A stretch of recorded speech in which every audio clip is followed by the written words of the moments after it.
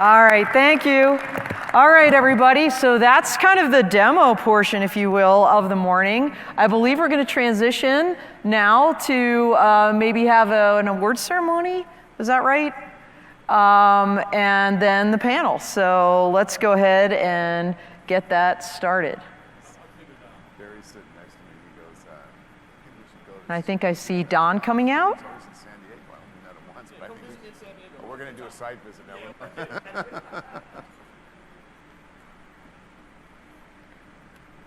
Is Dawn Upson coming out? No? Are we going right to the panel? Okay. All right. Once again, flexibility being the key to air power. If he's not ready, we're going to roll with the panel. Yes. There he is. Yay, the man of the hour. What did you say? Flexibility is what? The key to air power. Well, we're going to be a little flexible. Everybody think this is cool? So I think we should continue the flow and bring the round table out so we don't disrupt your flow, okay? Sounds awesome. You're on a roll. Go ahead. All right, let's roll with it then. All right, let's go, panel. We think you're all back there. Come on out. All right, as they're coming out, they're gonna file over here. So we've got Don Berchoff. We call him the Weather Don from True Weather Solutions. Great to see you, bud. Thanks, awesome. Thank you. And we've got Rob Menti. Oh, by the way, retired Colonel, United States Air Force. We've got Rob. You got to go over there. Go over there, sir. This is Rob Menti, Colonel, United States Army, retired, Northrop Grumman Armaments Division. Sir, nice to meet you. Austin Gould, yeah. From TSA. Great to have you, sir. And Cam Shell again, yay. All right, from Dragonfly. Come on out.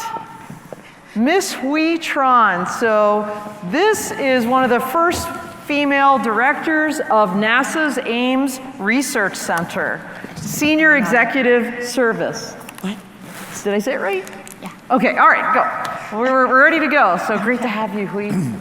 All right, so everybody, great team we got here. All right, give me 1 second. I guess I'll sit on the end here. All right, so this panel is called Drone Challenges and Opportunities, or Opportunities and Challenges, depending on how you look at it, glass half full or half empty, but I'm thinking half full, even though generally speaking, I'm a half empty kind of gal. So let's talk first about, give me a second, because I can't see my cool little teleprompter there. We are going to start with introductions. I gave very brief ones, but I'd like each of you to maybe just give like 2 or so minutes of your background. So let's start with you, Hui. Yes, good morning, everyone. Thank you for inviting me to this. This is my first time here at EDGE22. My name is Hui Tran, and I'm Director of Aeronautics at NASA Ames Research Center. My background actually is in mechanical engineering and in entry system. I do research and deployment of heat shield material for Mars entry.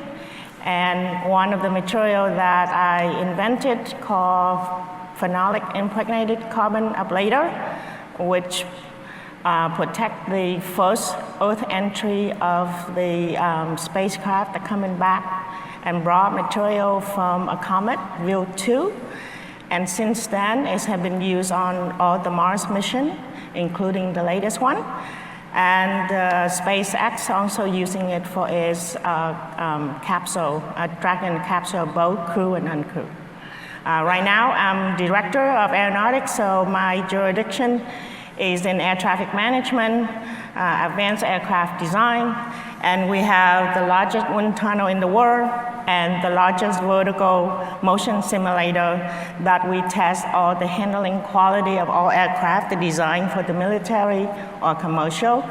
So I'm very happy to be here. Thank you. So great to have you. And by the way, Hui was on my podcast, very last podcast of 2021, with Kevin the Drone Guy Morris. It was actually in the little clip that we started this day off with, and that broke records for last year, so on a roll there. She was also a keynote speaker at the Women in Drones event on Thursday evening. I Instagram live that's on my Instagram for playback. You have to hear her speech. It was absolutely like amazing. So I commend you all to go to P3 Tech's Instagram and check that out. So great to have you here. All right, Cam, we heard a little bit more about you, but I know I didn't do justice to your bio. No, you did so, more than justice. Go ahead. No, if you want to say anything more. I CEO of Dragonfly. Been around for 20 plus years in the space with the company. We have a fantastic team. We're just really excited about hopefully becoming the trusted or a trusted name within the industry and working collaboratively with all the innovation that's happening. We're drone agnostic. Yeah, we're a manufacturer and we're innovative focused and we build a lot of IP, but we're really interested to work with people that are making progress in the industry and hopefully becoming a centralized integrator and solution provider. So we appreciate being here and thank you. All right, and Austin Gould, the Assistant Administrator for Requirements and Capabilities Analysis Directorate of TSA. That's me. Thank you very much for having me. So I've been at TSA for about 3.5 years now, but prior to that I was in the Coast Guard. I love these engagements because I learn things. I've learned so much already today sitting out in the audience. Awesome. When I was in the Coast Guard, I ran the research and development program for 4 years, and we were getting our feet wet with drones, literally. No pun. Yeah. No pun intended, right? We were getting our feet wet with unmanned aerial systems. Yep. We flew a Fire Scout off a Coast Guard cutter, large, DoD, platform. We started using Scan Eagles off of our cutters, and now there's a program of record where we're actually using these things, and I was involved on the ground floor with doing that. It was really cool. And then as an operational commander in Miami, we flew some micro drones off of one of my cutters. First time it was ever done, trying to do over the horizon surveillance. Awesome. A lot going on down there from a law enforcement perspective. So I had a lot of experience in the using of unmanned aerial systems from my military career. Retired 3 years ago, came on to TSA, and now the concern is, how do these things fit into the airport environment? How do you prevent a Gatwick-like incident where they shut the airport down for several days over the holidays 3 years ago? Right. So we look at it now from more of a detect, track, identify, maybe a counter UAS perspective. And I'm very happy to talk about that as well. But thanks for being here. Already made some great connections, and I look forward to the discussion. Well, perfect segue then to Colonel retired Rob Menti there when you're talking about counter drone, because that's exactly what he does. So go ahead, Rob, tell a little bit about your background. Thank you. Again, ladies and gentlemen, thank you for staying today. I know it's on a Saturday and people want to probably get on to other things here in beautiful Las Vegas, but on behalf of Northrop Grumman Armament Systems in Minneapolis, I'm honored to be here with this august panel. What we've heard here today is a wide variety of security and protection requirements because of how things are moving more autonomously, either with drones or the Internet of Things or in cybersecurity. And what we bring to the table, more on the military application, but also on the security side, is a full detection, track, identification, and defeat capability, both non-lethally and, when required, lethally with very precision ammunition. And I have a quick video that we'll show at the appropriate time that kind of highlights that. Awesome. Well, thank you so much. And once again, fun fact, Rob was on my podcast also in November, shared the spotlight, if you will, with Brigadier General retired Andy Armacost, former dean at the Air Force Academy that I worked with when I was there, and he's now the president at the University of North Dakota, doing amazing things with drones out there in North Dakota. So that was so fun, and that's where I got to meet Rob. And Don Berchoff, over to you. Well, thanks, Dawn. And again, it's a pleasure to be here today, and I'm happy that the weatherman finally made it on the main stage. Yay, weatherman. Like everybody says lawyer jokes, but he feels so downtrodden as the weather guy, Well, it's just, it's what it is, right? We're only right 50% of the time, so you've got to learn how to put up your defenses, right? No, Sun Tzu said that, know your weather and victory is assured. Every one of these missions that you saw today, are all going to one day be affected by weather. And there's chaos that's introduced in that. It's a fog and frictional war, and it impacts profits. It impacts, takeoff and landing revenue. But in the military, it impacts mission effectiveness. And so when I was in the military, and by the way, I learned that quote from National War College when I got my degree in National War College. The bottom line is that, my whole life, all I've worried about is how do I help get bombs on target? How do I ensure the ISR assets are collecting good data, not just data, but good data, and they can get there to do it? How are we going to get the cargo moving? How are we going to ensure it's not jammed up in a logistics chain because there's a weather delay at one place like Dover Air Force Base? How are we going to get people to where they want to go on time, right? So these are, as a weather operator and somebody who has a lot of experience, I ran an Air Force base, I ran Manas Air Base in Central Asia. I was assigned to technology director at the National Weather Service. I'm looking at how do we fuse all these very complex system of human factors, because everybody doesn't think a weather guy's right, so we have to get beyond that, and all those biases that are in decision making today, and they're not really justified, honestly. We're about 80% right.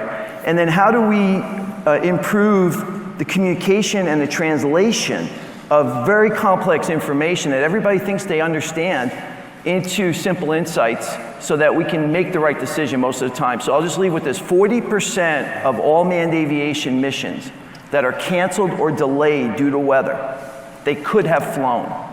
And I'm going to leave you with that. That's the problem we're going to have to solve. But for drones and air taxis, it's going to be 40 to 60% of the time you delay a mission, or it could be flown. And that's all about uncertainty. It's uncertainty in the information. It's uncertainty in what people understand about it. There's not good decision systems that deal with this uncertainty, and that's what True Weather, my company, is working on. Yeah, well, I mentioned that we obviously did practice flying that, right? Because I wasn't going to just do that on the fly, again, no pun, from the stage. But I joked with those guys in Israel. I said, hey, make sure the weather's good in South Carolina, Miami, and Israel so we can do this. And we lucked out. I'm disappointed you didn't check with me first, Dawn. I'm sorry, I didn't. Well, they needed to check with you. I'm just pushing buttons that they tell me to push, okay? So let's talk about, so thank you all. I mean, obviously prestigious panel, so let's give them a hand. Amazing group here. I want to talk about the opportunities. Some of you alluded to this already. Austin, you mentioned, the micro drones for over the horizon surveillance, off the cutter for the Coast Guard. ISR is so huge now. I mean, Rob as a former Army, I imagine that folks on the boots on the ground, they don't want to go somewhere unless they know that they can see what's happening, and they're kind of relying on those drones up in the sky that the Air Force is flying for them most times, although every service now, Coast Guard included, and I'm assuming even the Space Force has some, are doing it. So the Air Force has this group called AFWorks. They're working in what they call advanced air mobility, so it's not just small drones, we're talking now large passenger drones that are going to be electric vertical takeoff and landing, that are eventually going to be autonomous, so you don't have to have a bunch of people flying in to rescue someone off a battlefield. As an example, that's happening, that's in the works. The Army has their future tactical UAS program going, their vertical lift program going. The Navy has a UAS campaign. I mean, the list goes on, and it's all about network solutions. So it's not just about the drone, right? It's about the drone, the robot, how all of these things are connecting for perimeter security and other things. So I'm going to just throw it out to the panel. Can you give us a couple opportunities on the battlefield, other than surveillance that I think most of us already are aware of, and probably targeting, right? Are there other opportunities to use drones on the battlefield or on the sea? Well, I've got a great use case. Well, do it. Let's hear it. And it dawned on me this morning. Oh, dawned again. I love this is so many puns. Am I in my game today or what? So when I was in the Coast Guard, I was stationed down in Miami, and I was the chief of staff down there for the whole Caribbean region. And the last year of my career is when Hurricane Irma devastated the Florida Keys.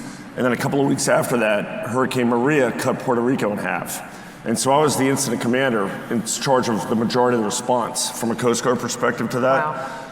So with respect to Irma, we had no idea what was going on in the Keys. Everybody left. We had to get supplies down there. There were small garrisons. DOD stayed down there. Some Coast Guard folks stayed down there. We had no idea what the condition of the overseas highway was. And within a day, my team brought in some CBP folks with a Predator drone, and we had that thing flying down there. It was the first look anybody got on the condition of the roads and whether or not we could get supplies down there. Yep. Critically important. And then from the Hurricane Maria perspective, the infrastructure in Puerto Rico was challenging on a good day, and you rope in a hurricane like that, it literally cut the island in half. And the Coast Guard had a big base in San Juan, obviously, and then we got an air station in Aguadilla, which is in the western part of Puerto Rico. It was so difficult to get supplies to the locals there. There was no power, no water, no ice, no nothing. And so we spent weeks, literally weeks, flying our Coast Guard helicopters out there with MREs, meals ready to eat, that we brought down from the United States. And we were kicking them out the door to people on the ground. We couldn't land the helicopter because if you land the helicopter, people were gonna swarm you. Oh, yeah. We couldn't open the base because, I mean, it was a real security issue, down there. People were desperate. The idea of using drones to deliver those kind of supplies in a disaster response scenario, it's the only way to go, in my opinion, seriously. And it dawned on me literally today. Wow. I didn't even think about doing it. When I was in charge of the response, we used what we had. But had we had some medium lift capability, we were kicking cases of water out the door of the helicopters. Wow. They were exploding on the ground. I mean, it was just, it was such a challenge. Yeah. We really could have, it would have been a game changer to have, unmanned aerial systems down there to help us. Yeah, absolutely. Well, I think we can just all just go home now, mission complete, because you just said it dawned on you that we could use these things. And that was kind of the goal of this whole morning, right? So I love that you said that. Anybody else, Battlefield, that's more of a homeland security type, right, scenario, disaster response.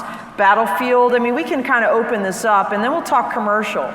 Go ahead, Rob. Yeah, I think what we're seeing across the board, and I know we're only talking about drones here in one domain, but what we're seeing is a proliferation of more and more advanced, near-autonomous, almost intelligent unmanned platforms in all domains, ground, air, on the sea surface, as well as under the sea, to do a lot of different things, and also subterranean too for some of our UGV guys and gals.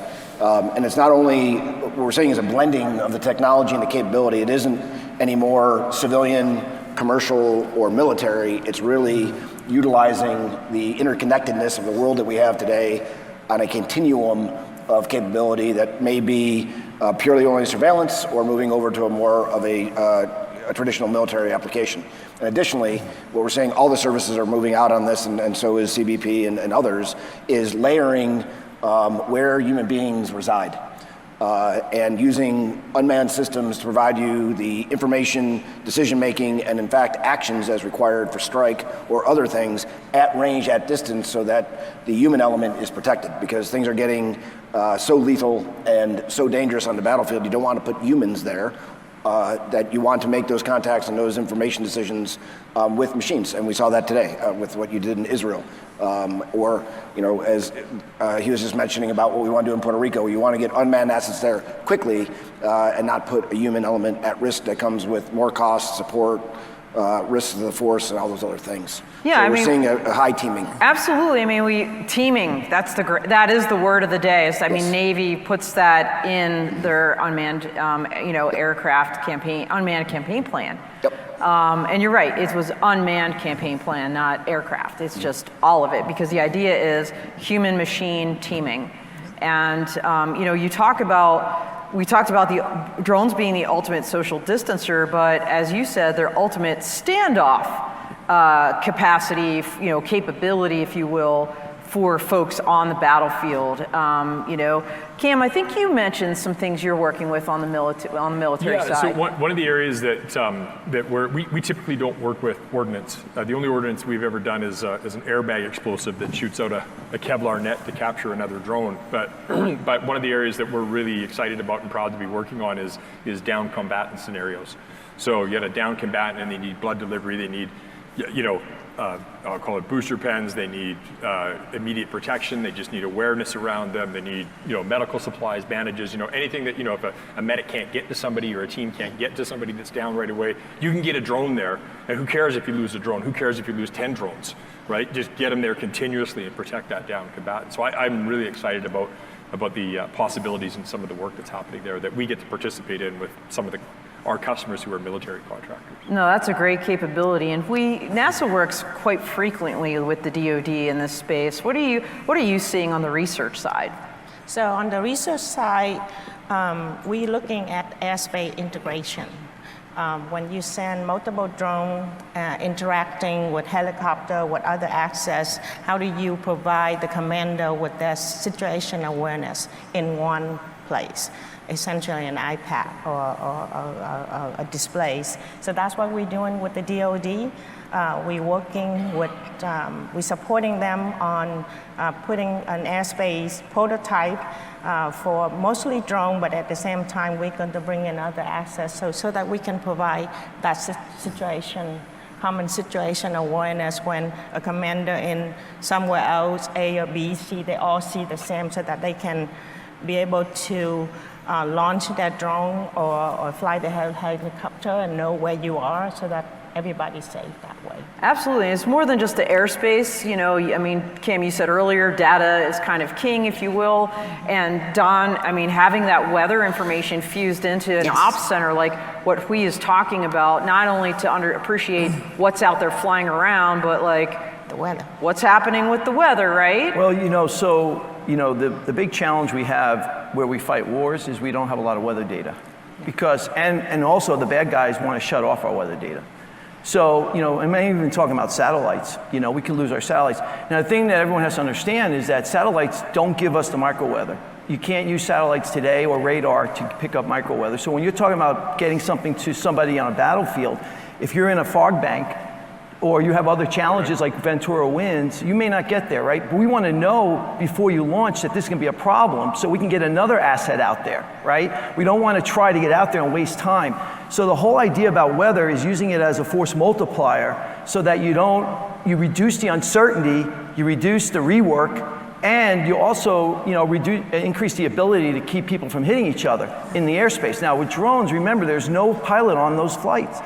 The most aviation, you know, bad weather forecast, the way you get out of it is by having a pilot on board to get out of it, right? We don't have that. And, you know, we could talk about all the challenges the Reaper and Predator have in weather, and I can give you a ton of stories about that. But now it's going to be on steroids.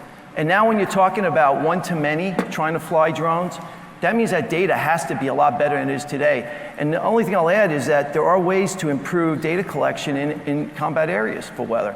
And we're working on something with the Air Force. We have an AFWERX project building a weather scout that would be able to go out and deploy into an area and do extensive advanced weather scouting for icing at standoff distance, because icing is a huge problem for drones, and you can't see it any other way by detecting it either through a radiometer or going in it. Turbulence. These things are the invisible threats that we have to get. So we're working on these advanced capabilities to try to increase that. We also want to get sensors on drones themselves so that every drone's a sensor. So these are the things that, you know, we're talking about in DoD, and how do we bring this all together then to make it useful? Because it's a lot of data, right? No, absolutely, and I know you and I were talking last night about a little company out of Longmont, Colorado that was hatched around a kitchen table to a husband-wife engineer and their kids called Anemoment, and they created these little anemometers. Fun fact, that's like what measures weather, and they can stick them on drones. They're so one I know of our you're partners. working with them. So we have 6 weather companies that have unique novel weather sensors that are not available mainstream. And we're integrating those into our ecosystem and our data weather integration solution. So Anemoment's one of them. And we actually are talking to NASA about getting those on small drones that are doing other missions to collect and test that data. So it's all coming together, but it's going to take novel sensors, outside the box thinking, and a realization by the industry that this is going to become a major problem if they don't get ahead of it.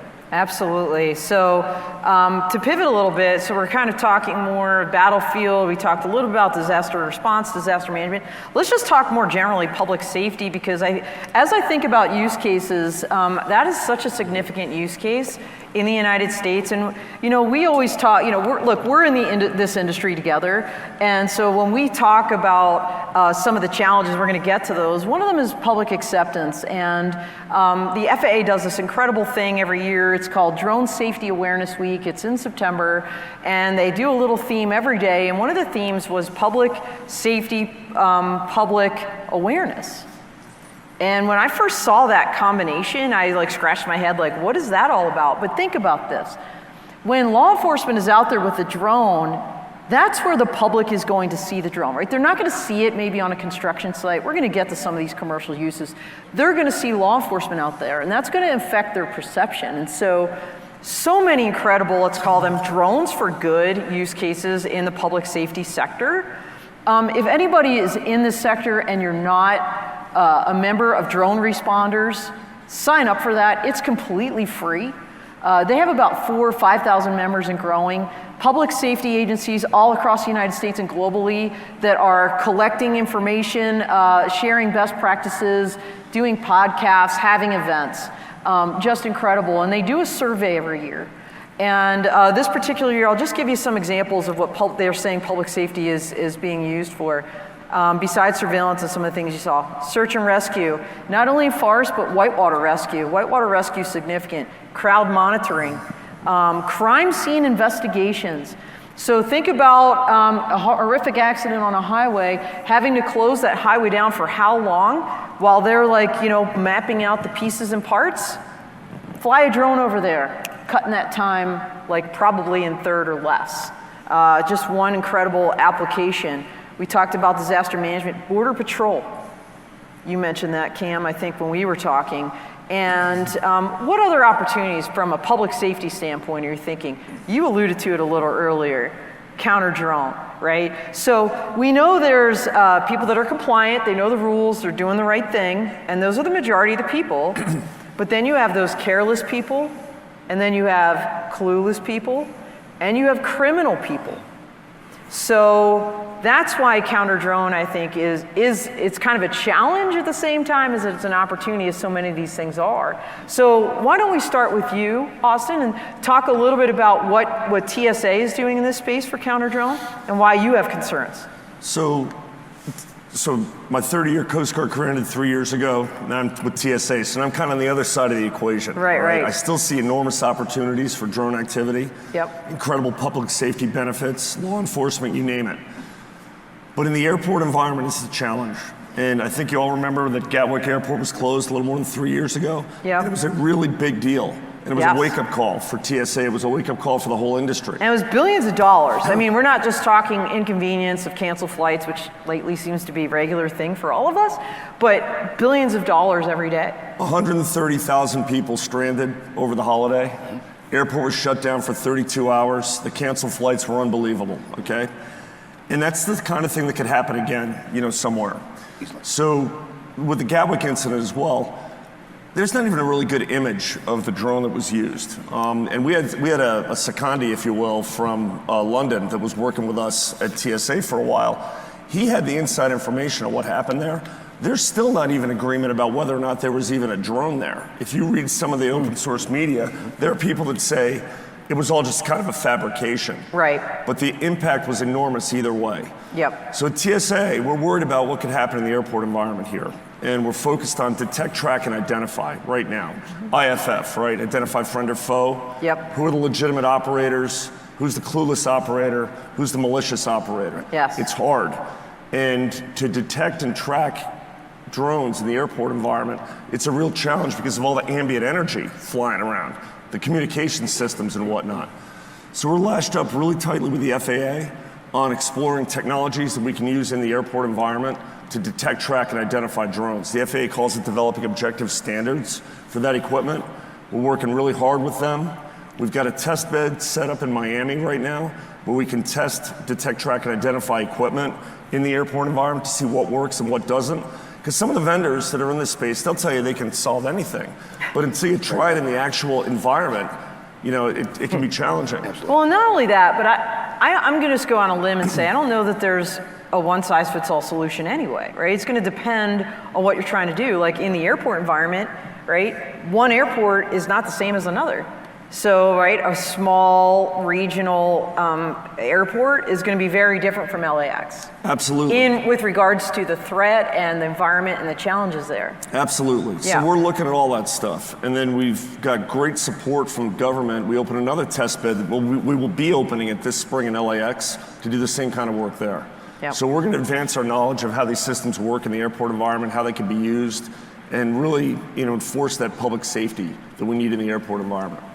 Well, since we're on this topic, let's talk a little bit about your solution. Now, It's kind of built for the battlefield, but you're thinking, hey, there could be actually border and other uses for. Tell us about the MACE vehicle. Yes, we have a wide range of capability inside Northrop Grumman. Our MACE capability is just one of many in a portfolio. We look at this very much, as others have stated here, in a detect, track, ID, and defeat process that has to be tailored to meet each individual use case, has to be fully networked, fully scalable, and fully modular behind an intelligent operating system that can interface with other things that already exist. To his point about an airport security challenge, there's already many other systems in place that have to be integrated, deconflicted, and managed to be able to provide situational awareness in order to reduce the decision-making uncertainty so that folks will take action. We bring a lot of effectors to the battle space, but also sensors and C2. And I think the other thing we all need to get more comfortable with, especially here in the homeland, is, you know, we're very fortunate that we have not had a serious incident to date. But many of our authorities are still restrictive to allow our first responders or others to make the appropriate reactions to nefarious actors. And that could be either from a jammer or from other types of effectors. And as things become more precise, we have to all work together to reduce uncertainty and gain trust that the systems that we bring to bear are precise enough and controllable enough to provide that low collateral damage solution. Because what we have found is the unmanned systems in all domains are getting smarter and less reliant on connections with the ground. Therefore, some types of non-kinetic effectors will not be effective, and you're going to have to go to a more direct capability. And so maybe when we show the video, we can kind of talk through that. Yeah, I think we should. Yes. Can we roll the video from Northrop?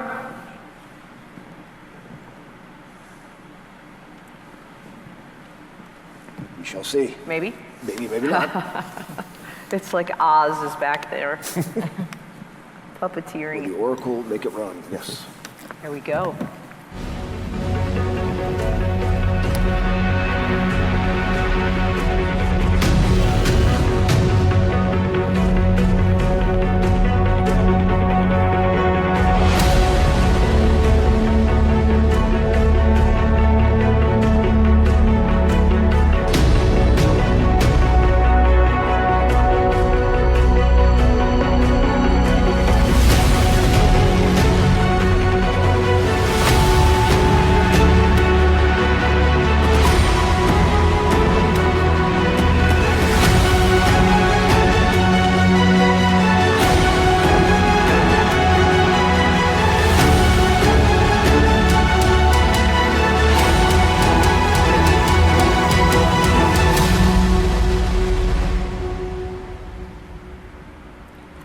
Very cool. So that's the MACE vehicle, and that's an acronym, MACE. It is for Mobile Acquisition Queuing and Effector. We do not have to go all the way to shooting the cannon. There is the front end of the detect, track, and ID, which is really the 95% of the challenge that has to be done to maintain the situational awareness. But the point of that video was to show others that are not aware of how advanced fire control and other capabilities have become. That was one round that took down that drone. So we could actually provide a very low collateral damage solution in certain environments using that. Or there's also, not portrayed here, but an onboard passive and active electronic capability that's inherent in the system as well. Because again, I think we have to get to a full range of response options for the incident commander, the airport security manager, or the commander on the battlefield. It's all very blended and very similar. And so we look forward to working with our partners from the government and with other industry partners to really get at how we make that full spectrum of engagement opportunities shareable. And to probably the most important thing is trust and certainty so that we do make the decisions in time to protect a facility. We say a lot of times in Minneapolis that, what has changed with the advent of unmanned systems is that, if you go out, everywhere in the world has a fence around it, right? Because you've always secured yourself against people walking in or dogs or controlling people coming in one domain, but now you have to be able to protect yourself from all domains, to include cyber, which is a hugely important part of that. And counter UAS protection or unmanned systems protection is part of that holistic layered defense capability that we've heard so much about while we're here. That's awesome. And I want to flip over to the commercial side for a second. Just go ahead, one Don. comment. So when I look at a video like that, all I look for is how weather's going to screw up that whole thing. That's what I see. No, and it's not a bad thing. It's because I'm trying to figure out how we mitigate it, right? Yeah, so absolutely. just 3 use cases real quickly on public safety. Number one is if I was a foe and I had bad intent, I'd fly below the radar on the foggiest day I can, and I'd hit you then. Right? So how are we defending against that? How do we know that we have to change our TTPs because that's going to happen in the next 3 hours, right? That's techniques, and procedures. Most of you tactics, probably know techniques, that. and procedures, right? So I ran Air Force Base, and I had to worry about that, right? Number two is when you look at using surveillance to do the border protection role, 30% of CBP's missions out of Grand Forks are delayed or canceled due to weather. So that means they have a 30% reduced mission effectiveness rate. I can tell you right now, we can get back 40% of that with low-hanging fruit. But how do we do that, right? Well, I know how to do it, but the system has to want to do it, right? The third thing is on public safety in urban areas or where police and fire are working. You know, we should have a low-cost sensor on every drone box once they start flying BVLOS for weather. We need to know what the winds are doing around those buildings. They're not going to be representative of what the airport's reporting 10 miles away. We need to have that data so we can have better predictability about which drones are going to be operable in the next 3 hours, how you're going to use those and have a battle plan to go out and deploy them, and if they're all down, what's your plan to go out there and cover when you don't have drones? So this is the kind of things that we're trying to bring at True Weather to bring that thinking around so we can get ahead of these problems. You'll all learn about them, but you don't want to learn about them the hard way. You want to try to get ahead of it. And Dawn, if I could just add one point. Yeah, please. I love the video too, and I want to talk to you more about that. Yeah, of course, yes, sir. But the stakeholders that we deal with from TSA, they see something like that and it terrifies them. Yeah, it's like, they're It blowing terrifies things them. up. This is why we really focus on detect, track, and identify. Right. Because to your point, if you can do that, the mitigation becomes easy. Yes. But that mitigation part in the airport environment, we can't have something scary looking like that. You know, just because the stakeholders will absolutely reject it. Can we paint it pink? We're We're No, going to have to okay. do something. It's going to be a hard problem. Put a smiley We have a face on capability. it. We'd love to talk to you about Yeah. that. Yes. Thank you. No, it's perception is big, right? I mean, we'll get back to this, but it's just so hard to talk about opportunities without also like that kind of flip side of the coin. There's always a challenge on the other side. And I think as we're talking, it's so hard to just say, we're just going to talk about opportunities now and we'll talk about challenges later, because you can't talk about one without the other. And Dawn, you brought up, weather, obviously that's your area of expertise. And let's talk for a minute about air traffic management, or what we're calling unmanned traffic, or UAS traffic management. By the way, I would be remiss not to mention, the terminology in this space is kind of in flux and being reviewed from a diversity standpoint. So it's like, what do we call things now? Is it uncrewed? Is it just call it drone?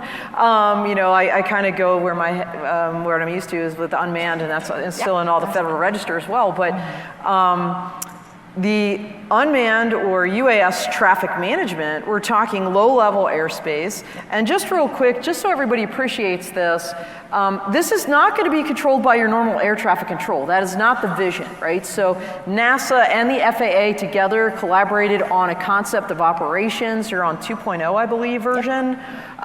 So if you could explain a little bit about what we expect to see, and even maybe weave in some of the challenges, because we're not there yet. We're not quite there yet. So in 2015, we began to work with the FAA on UTM, UAS Air Traffic Management.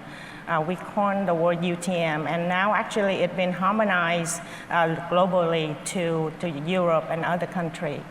So one of the things that when we designed the architecture is that we know that when there are millions of these drones flying around under 400 feet, the air traffic control not going to want to deal with them. So our beginning was to what we call manage by exception. So if you tell me what you're going to do and you do what you're going to do, we don't worry about it. And we're also creating what we call third-party services. And third-party services include also weather, data exchange, networking, communication, so that we can create. So NASA's job is doing research and development of prototyping and architecturing, and then let the industry take it over. That's how we're creating a job. So we create this thing called third-party services so that other company can provide services for whoever that want to operate a drone within wherever they want. But just imagine millions of these drones flying around. You have to have the rule of the world rule. And so we work with the FAA on that kind of requirement, working with ASTM standard on the standard of COM standard, networking standard, how do you exchange the data, and you know, typically to use API. That's what we use. We're taking what we learned from the internet to enable this kind of scalable system for the future. So working with the FAA and other industry to do that, and I think that we're still not quite there yet, but we are making progress. Very good progress, actually. I think the relationship between NASA and FAA have never been stronger, especially in UTM. And we're also working with JAXA. One of the things that we did was talking about public safety. We went over there with our UTM prototype and participating in their DNET, which is once a year they practicing tsunami kind of incident, and how do they going to coordinate all of the activity and respond. So I think coordination between agency, emergency response people, what kind of data you're going to exchange, do we have the same understanding of the situation, and that's what we're trying to do. Yeah, absolutely. I mean, you think about public safety, you know, is there going to be a priority response? You know, like on the road, you see an ambulance or you see a police car with lights on, you pull over, how does that work in the sky, right? And I know that's one of the big things you're looking at as well. You know, when we think about the challenges, you know, I always kind of bucket them in three. You know, people think about privacy, they think about security, and they think about safety, I think in general, and that's clearly a safety issue. I want to pivot for a second and talk about privacy because, you know, I think obviously all three of those topics are very important, I think, to the general public, but you know, just talking to folks that aren't, you know, in our own ecosystem, that aren't involved in drones, when they think of drones, they think of privacy, I believe. Who's going to be spying on me? What are they looking at? What are they collecting?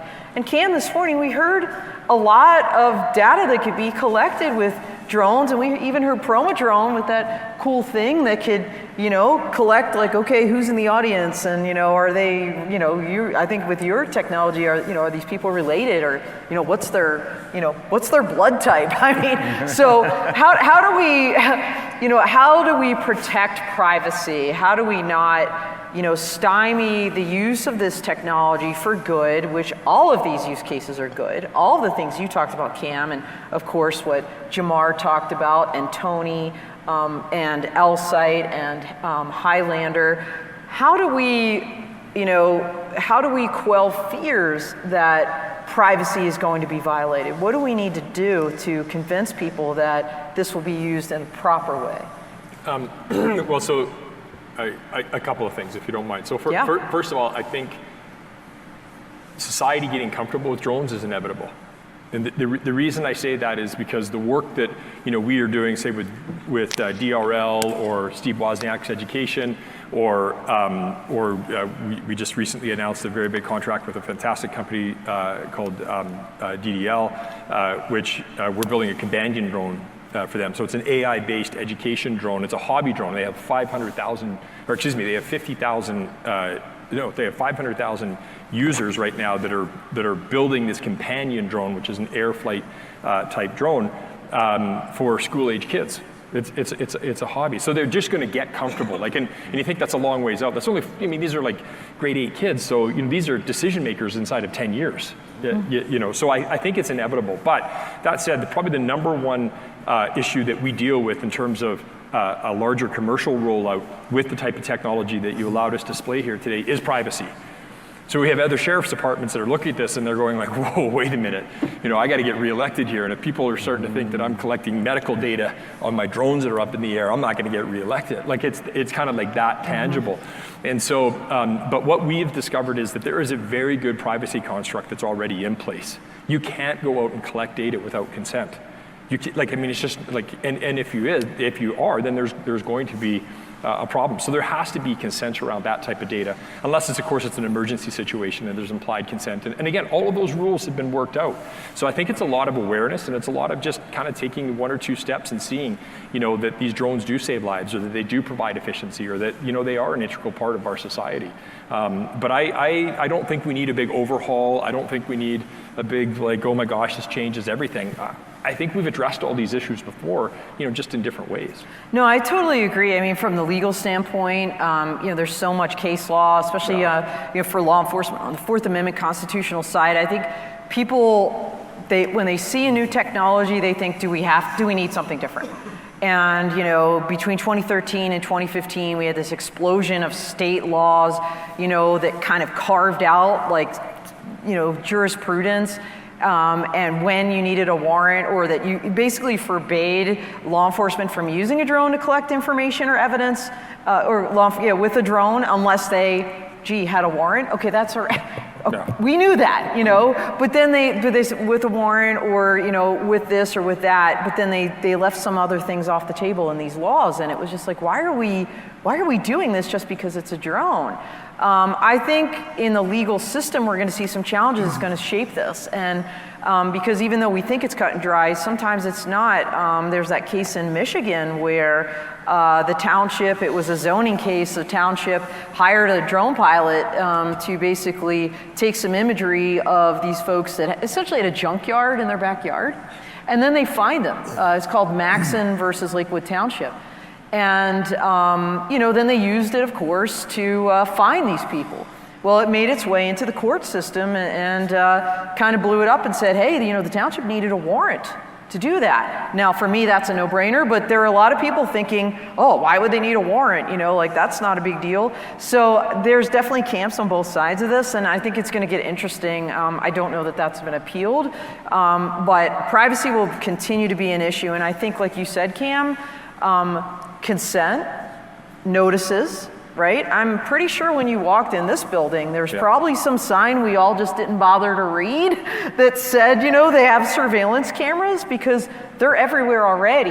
The fact that it happens to be on a drone really doesn't make it that different, to be honest with you. It's the sensor, it's not the platform. That's it, it's the sensor, it's not the platform, and I think people tend to forget that. However, the platform is intimidating. It is, right? well, visual, look, they look like spiders. Why can't we make them look prettier?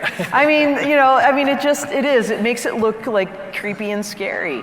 So everybody out there that's designing these, think about how to make them look, less threatening. Yes. I don't know, like a little happy, like blobby looking bubble thing. So, all right, let's also talk about security more. So we hit the counter drone stuff a little bit. Cybersecurity. Throwing it out there. Anyone?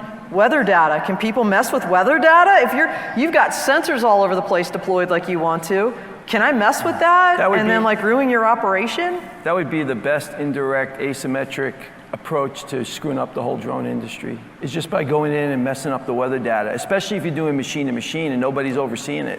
And so what we've done at True Weather is we're working with a company called Resilient.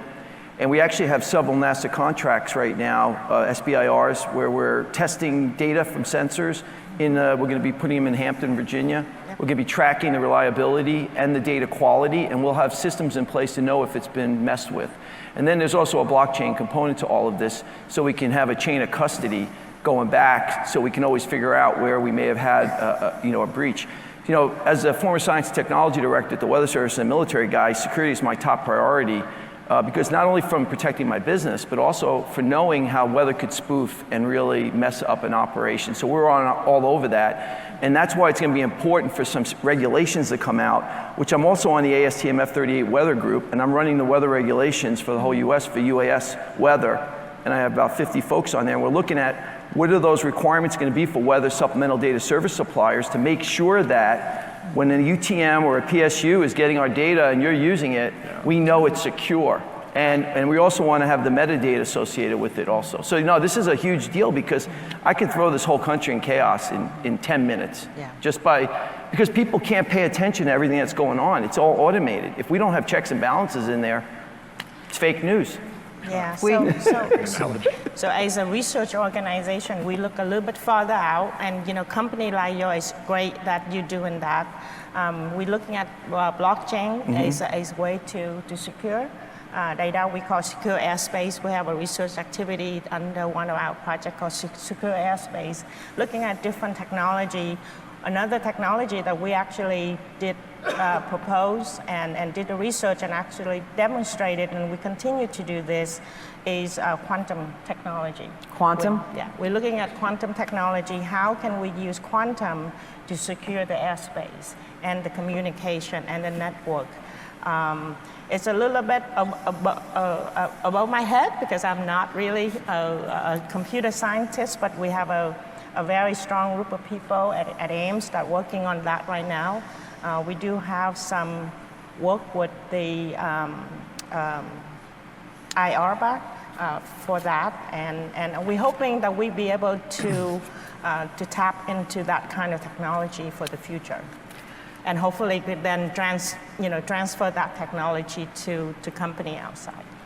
That's awesome. I mean, we hit safety. I mean, there's so much to talk about from a safety standpoint, from all of these perspectives, security, privacy. I think one thing that continues to evolve is the regulatory side. I mean, you mentioned ASTM and these weather standards just now being made, right? So we don't have a beyond the visual line of sight rule yet for the FAA at this time. As kind of I alluded to earlier, Part 107 pilots are relegated to having the drone within their visual line of sight. Now, can they fly BVLOS? Yes, they have to get an exemption or a waiver. The FAA is in the process of having a BVLOS advisory rulemaking committee. Those recommendations, that's a large group of industry representatives that are getting together and giving recommendations to the FAA. Those recommendations are supposed to be sent to them, I believe, it was actually supposed to be last year at the end of the year, and I thought they would be public, which they're not going to be. The FAA is going to get them and then eventually do some rulemaking on that. It was a big year, though, last year for rules. So we had a handful of things come out, a thing called remote identification to help with this detect aspect, where the drones are supposed to have this ability to broadcast out their serial number, their location, their velocity, all kinds of information, even the ground control station in the case of a standard remote ID. I'm not going to get into all the details, but that was a big one. Operations over people at night, that rule came out. So much happening right there with the regulatory side, but a long way to go. So we are kind of running low. I'm just checking. We've got maybe about 10 minutes left. And what I would love to do, since there's 5 of you, is I'm doing public math now. Was I just give you? It works. 2 minutes. There's a denominator that works. Giving you each 2 minutes to maybe, what you have on your mind, either from an opportunity, a challenge standpoint, as we kind of close out this morning's session. So Hui, I'll start with you. So as a research organization, is challenge its own ways, opportunity to do more research. So that's how we view that. I think there's a huge opportunity for this industry. For us, is more of, how do we going to enable this new market, right? This market, once it take off, just like the internet and the cell phone industry, it's going to change a lot of people's life, especially in the area where they don't have place, airport or infrastructure support. So I think that's a very exciting, and we're proving that a little bit. Second thing that I think the opportunity to use this kind of technology, not only in a small drone, but on a larger, what I call it is unpiloted or remote supervised medium-sized drone for wildfire fighting. We're in the West Coast, California. We have wildfire almost all the time. We're working with CAL FIRE and U.S. Forest Services to help them, again, create this situation awareness for all for the people involved in operating drone, the drop, the water tank, the area supervisor, the hot shot. So that's where I think that we can. That's the opportunity. The most exciting thing that we start thinking about and talk to that industry and that sector of agency is that 24/7 firefighting. Right now, they can only do between 4 to 6 hours. And if the drone fly, they can't fly. The suppression people can't fly. So if we can get them together, be able to fly together, and also be able to do it at night, that's when the weather is at best for firefighting. Weather data. I love your idea because that's what we're thinking too. Make every drone, make every of those single vehicle to be the data channel, the weather channel. So that's what I see the opportunity for drone and larger drone. So, and we are continue to work on that. No, I think that's great. I mean, unfortunately, last year, not only was the United States on fire, the world was literally on fire. Yes. And like I said, 2013, I was involved in that California Rim wildfire, and it was the firefighters out front of the cameras saying, this changed our battle rhythm completely to 24/7 operations, and that was in 2013. And so we've come a long way with the technology, and I'm so excited that NASA is working on this problem because it needs to be solved. So thank you so much for what you're doing. Cam, over to you. Yeah, thanks again for the incredible opportunity to be here today and this conference. It really has dawned and spawned an incredible amount of discussion. And I really think it's still all about trust. And so, it's a combination of the incredible work that the regulators are doing in order to facilitate this industry happening. And I know there's generally been a lot of complaints around, oh, it's not fast enough, it's not fast enough. It's fast enough. Right? Public acceptance wouldn't be there yet anyway. So, we can all just take a breath. And I think those two things need to work in parallel. And as we do individual use cases where we've got drones that have saved lives, or we've got, situations where people's lives have been made easier in a hurricane scenario, or whatever the case, as those things, because they are happening, that public acceptance will happen. And as the generation gets a little bit older, this will come to bear. I liken it a little bit back to, the beginning of the internet, when it's like, well, why do you need a web page? It's kind of like, that's not really a big deal. Like, why do you need why do you need a drone? Like, that's not about the drone, and it's not about the web page. It's about the network and the infrastructure and the implication and the data and the delivery and everything that happens because of the drone or because of the web page. And I think that's really the beginning of where we're at. This might take twice as long as what we thought. It will for sure be 10 times bigger than we ever imagined. Awesome. I love that. That's a tweetable quote. Did somebody write that down? All right, go ahead, please. Dawn, I'm sorry about my voice. That's okay. I'm sorry you don't have You admonished me. Come back to me. Okay, okay. Can we get a water? You admonished me to end on a high note. Oh, okay? yes. So I talked enough about the challenges of counter-drone, activity in the airport environment. But I'll give you a couple of use cases that I didn't mention before. From a TSA perspective, our law enforcement arm, the federal air marshals, they perform joint vulnerability assessments on all airports, and they're assessing where a nefarious actor can maybe launch a drone from to cause a disruption. Our ability to use drones to do those joint vulnerability assessments is critical. So we're gonna want to get into the user community at some point in the not too distant future. And then back to my Coast Guard time, when I was stationed down in Miami. Bimini was about 50 miles away from Miami, and Freeport is about 80 miles away from West Palm Beach. 2 to 3 hour boat ride in a nice boat. In a 3-year period, we caught non-citizens coming over trying to sneak into the United States from 39 different countries. Countries in Europe, countries in Asia, all over the place. Special interest countries. The boats that they use, they take all the metal off them. They go extremely low profile. Right. You can't detect them on radar. They could go right by you on the ship and you wouldn't even notice them. So the ability to detect that kind of activity in the maritime environment, I see a real role for drones in the future. Absolutely, absolutely. We did not even scratch the surface here, by the way. I mean, when we're thinking about oil and gas and methane emission detection, I mean, the list goes on and on and on. Check out my website. I've almost written about every one of these topics if you care to read them, but go ahead, Rob. I guess I would just leave it with, it's all about layered defense capability in all these scenarios that we're talking about. And it is not just against a drone, but it's really hardening your facility or your business or your data or whatever that is, because of all these different threats that we're seeing in all these different domains. So it really comes down to really about the network and being interconnected enough to maintain situational awareness in a trusted environment, and then bring the right effects that you need to do to deal with that, and have the authorities and policies in place that enable that, because we trust the things that we have. And I think right now we still have a lot of human perception of trust problems that we're going to have to deal with as this ecosystem continues to evolve at a very, very high rate of change. Absolutely, and we didn't even get to the authorities for counter-drone and the fact that only a handful of federal agencies have the authority to mitigate that threat. Local law enforcement technically does not.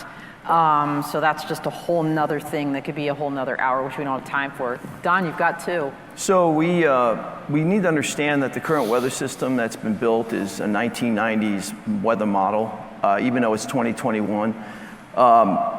It's just sluggishness. It's hard for the government to take science and technology that's going on in the labs and universities and get it out fast enough and accelerate progress. But it's there, and we got to do it. And you guys have to demand it, because if you don't, it's going to cost you money. It's going to cost you mission effectiveness. So one of the things I do is I work closely with NASA, because I love NASA, because I think they're really very, very forward-leaning on how to get that science and technology out. And they're using small businesses like us to make it happen. We don't need 10-year university studies or 5-year studies in labs. There's a lot of low-hanging fruit, and we're going to unleash that as quickly as we can to get that benefit out. That's number one. So don't be satisfied with what you have. Ask how we can do better. I think that the focus has to be on operations. Sometimes we do science for science sake. We don't need to have a gridded sensor array every 2 miles across the whole country. We need to have the sensors where we need them. They need to be appropriately priced for the mission need, and we don't necessarily have to have a climate record from those sensors. We need to have a focus on ops. So science serves the ops, not ops serves the science. These are major things. And the last thing is, we need to get more leadership on these ARCs that understand this weather juxtaposition problem. There was no weather person on that ARC that understands operations, and I know decisions were made there that were totally unaware of some of the challenges that they hadn't considered. And that's something we need to get in, because, you've heard it today. I can mess up your whole day by spoofing the weather data. I know how to, we know we can close some of these gaps. We know we can do a better job at detecting bad guys. We know all this. We need to get that in our mindset and not just think weather's the price of doing business or this is the best they can do because we're only 50% right all the time. Get that out of your head. It's a bad attitude, all right? And that's what I have to say. All right, very good. Well,